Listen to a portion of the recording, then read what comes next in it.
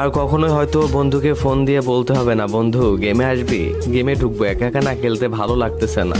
কেউ হয়তো আর বলবে না, বন্ধু আজ ব্লু জোনে নামবো, অনেক লুট করব।